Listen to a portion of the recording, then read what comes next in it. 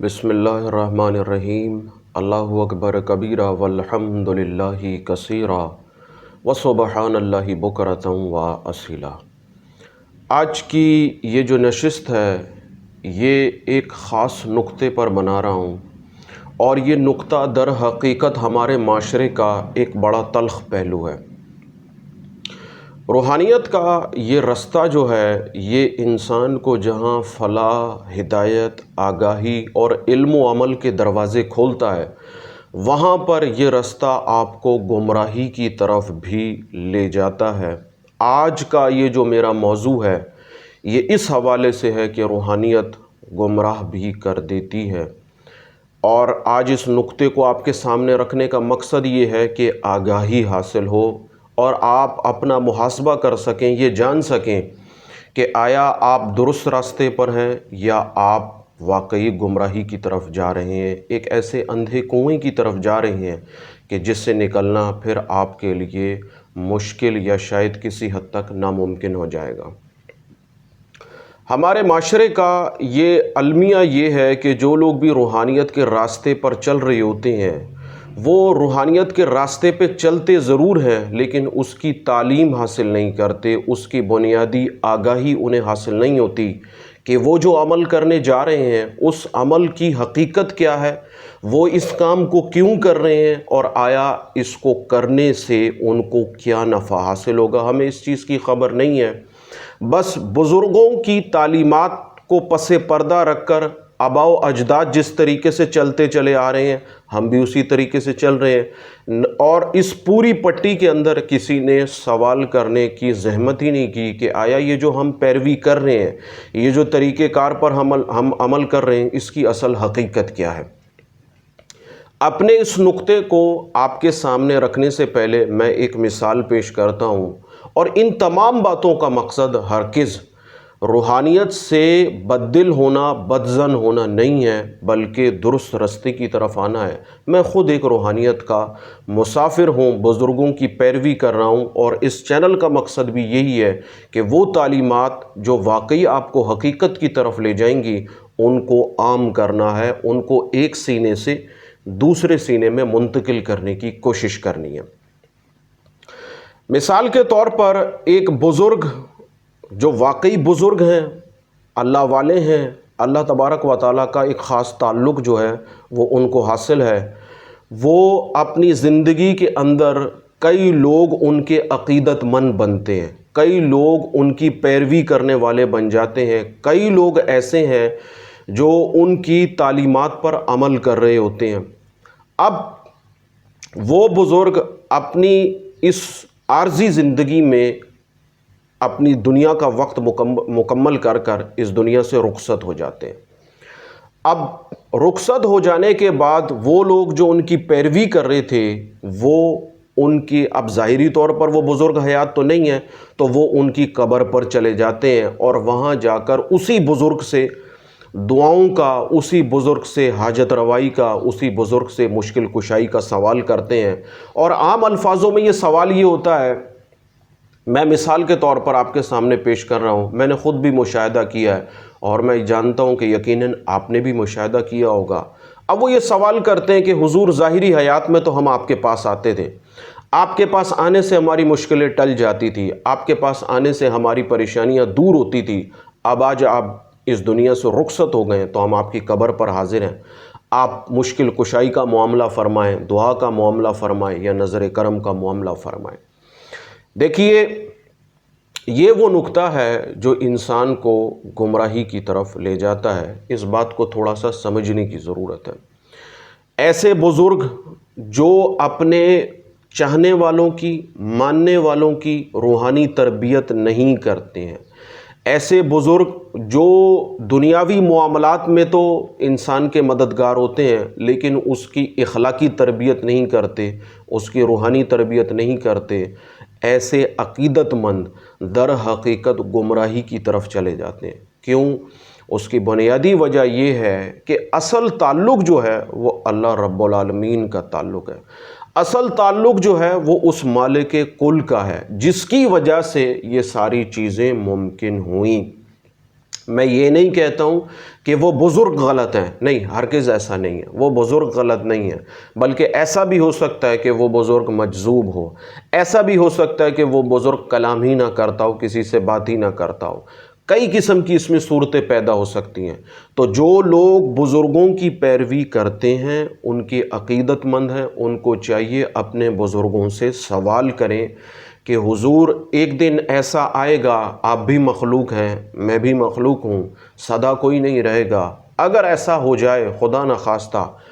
آپ پردے میں چلے جائیں تو پھر میں کیا کروں گا؟ آج تو آپ ظاہری طور پر حیات ہیں، میں آپ کے پاس آتا ہوں، آپ کی بات سننے سے، آپ کی بات کہنے سے میرے دل کو اطمینان قلب حاصل ہوتا ہے، لیکن ایک وقت ایسا آئے گا کہ ہو سکتا ہے میں نہ رہوں، اور یہ بھی ہو سکتا ہے کہ آپ نہ رہیں، کیونکہ مخلوق میں آپ بھی مخلوق ہیں، میں بھی مخلوق ہوں،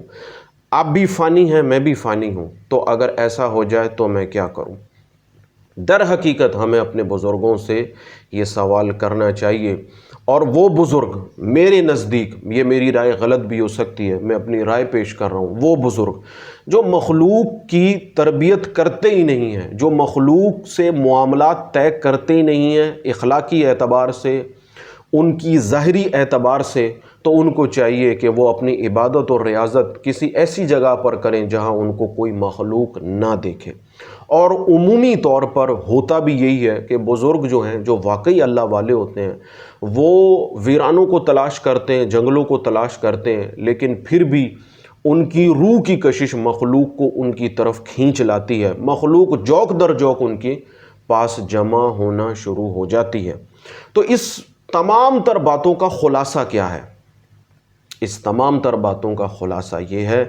کہ روحانیت آگاہی کا نام ہے، روحانیت تعلیم کا نام ہے، روحانیت تربیت کا نام ہے۔ اس کی ایک عام سی مثال یہ ہے، ایک بچہ اگر صرف اپنے اس کورس کو جس کلاس میں وہ پڑھ رہا ہے اس کو صرف رٹ لے اور رٹنے کے بعد امتحان میں کامیاب ہو جائے، تو در حقیقت اس نے وہ صرف امتحان کامیاب ہوا ہے، اس نے صرف امتحان میں کامیابی حاصل کی ہے، عملی زندگی کے اندر وہ فیل ہو گیا، کیونکہ جو کچھ اس نے پڑھا اس پر وہ عمل نہیں کر سکا، اس پر وہ امپلیمنٹ نہیں کر سکا۔ تو روحانیت یہ کہتی ہے کہ جس چیز کو آپ کرتے ہیں یہ آپ کو معلوم ہو کہ آپ یہ کیوں کرتے ہیں،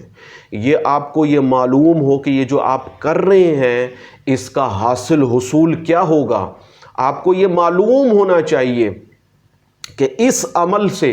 کرنے سے آپ کی اپنی ذات کو کیا نفع ہوگا۔ تو یہ وہ چند باتیں ہیں جو ہمیں کرنی چاہیے، اور لمحہ فکریہ یہ ہے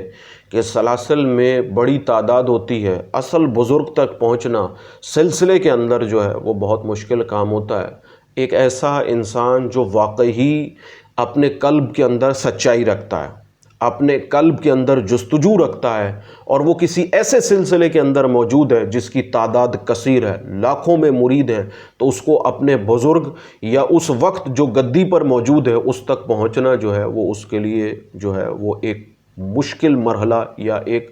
ایک محاذ بن جاتا ہے کہ وہ کیسے ایسا کرے۔ دوسری ایک بات یہ، اگر ہم اس پہلو کو اس طرف سے دیکھتے ہیں، اب ہم اس پہلو کو دوسری طرف سے دیکھتے ہیں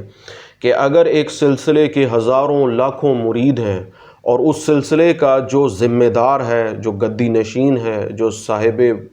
اس وقت جو حاضر ہے، اگر وہ اتنے مریدوں کی روحانی اخلاقی تربیت نہیں کر سکتا، تو میرا نہیں خیال کہ اس کو یہ حق حاصل ہے کہ وہ سلسلے کے اندر لوگوں کو داخل کرے۔ عام طور پر اگر ہم کسی اسکول میں اپنے بچے کو داخل کروائیں، ہزاروں روپے فیس دیں اور ہر قسم کی جو مشقت ہے وہ اٹھا کر اسکول کے اندر بھیجیں، اور کلاس کے اندر موجود کلاس ٹیچر اگر ہمارے بچے پر توجہ نہ کرے تو ہم شکوہ کرتے ہیں، اور اس قدر ناراض ہوتے ہیں کہ ہم اس ٹیچر کی، اس استاد کی شکایت لے کر پرنسپل کے پاس پہنچ جاتے ہیں کہ بھئی آپ کی کلاس میں اتنے بچے ہیں لیکن کلاس ٹیچر جو ہے وہ میرے بچے پر توجہ نہیں کر رہی ہے، جس کی وجہ سے اس کا تعلیمی نقصان ہو رہا ہے اور ہمارا مالی نقصان ہو رہا ہے کہ اتنا کچھ کرنے کے باوجود بھی کچھ حاصل نہیں ہو رہا۔ یہ عام سی چھوٹی چھوٹی مختلف مثالیں دینے کا مقصد یہ ہے کہ ہم جب دنیاوی طور پر ان چیزوں کو فیس کر رہے ہوتے ہیں تو ہم بلبلا اٹھتے ہیں کہ مال بھی خرچ ہو رہا ہے، جان بھی خرچ ہو رہی ہے اور کچھ حاصل نہیں ہو رہا، لیکن روحانی اعتبار سے ہم پر بالکل خاموشی طاری ہو جاتی ہے کہ ایک انسان نے کہہ دیا کہ اس عمل کو اختیار کرو، تو ہمارے پاس اس عمل کو کیوں اختیار کرنے کا کوئی سوال پیدا ہی نہیں ہوتا۔ میں اس چیز کے جو ہے وہ خلاف ہوں۔ میں یہ کہتا ہوں کہ آپ سوال کریں، آپ اپنے بزرگ سے پوچھیں تاکہ آپ کے اوپر علم و عمل کے دروازے کھل سکیں۔ تو میری اس ویڈیو کا جو بنیادی مقصد تھا وہ یہی مقصد تھا کہ آگاہی جو ہے وہ تربیت کے اندر پوشیدہ ہے۔ تعلیم جو ہے یا علم جو ہے وہ اس تعلیم کے اندر پوشیدہ ہے جو آپ کا بزرگ یا آپ کا راہبر آپ کو دے رہا ہوتا ہے۔ اگر آپ یہ سوچتے ہیں یا یہ سمجھتے ہیں کہ صرف کتابی بات یا کوئی لفظ آپ کو مل جائے اور آپ اسی کے سہارے چلتے چلے جائیں، تو میں کہوں گا کہ آپ اپنی روح سے اور اللہ تبارک و تعالیٰ کی اس تخلیق سے ناواقف ہیں جس کا ذکر اس نے قرآن کریم کے اندر یہ کہا کہ روح میرا امر ہے، روح امر ربی ہے۔ آپ شاید اس حقیقت سے واقف نہیں ہیں، اور پھر اگر آپ کے اندر جستجو ہے بھی تو بھی اگر بنیادی طور پر آپ کو کوئی تعلیم حاصل نہیں ہے تو اس جستجو کا، اس کوشش کا کوئی فائدہ نہیں ہوگا۔ تو روحانیت اس صورت میں گمراہی کی طرف آپ کو لے جاتی ہے کہ جب آپ کو اس کی آگاہی حاصل نہ ہو، جب آپ کو اس کی بنیادی تعلیم حاصل نہ ہو۔ اگر آپ کو روحانیت کی بنیادی تعلیم حاصل ہو جائے تو آپ یہ جان سکیں گے کہ روح کی اصل حقیقت کیا ہے۔